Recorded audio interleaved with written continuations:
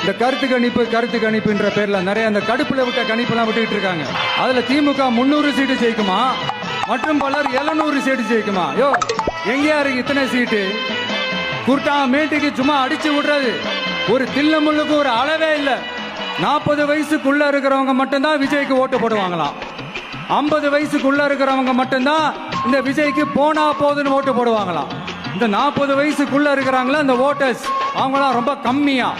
ஆனா இந்த 50ல இருந்து 80 வயசு வரைக்கும் இருக்கிறாங்களே அந்த ஓட்டர்ஸ் ரொம்ப ஜாஸ்தியா. ஆனா அவங்க யாரும் விஜய்க்கு ஓட்டு போட மாட்டாங்களாம்.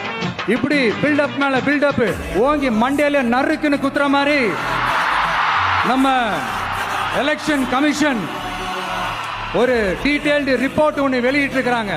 அதுல 40 வயசுக்குள்ள இருக்கிற அந்த ஓட்டர்ஸ் 2,37,00,000 சொச்சமா.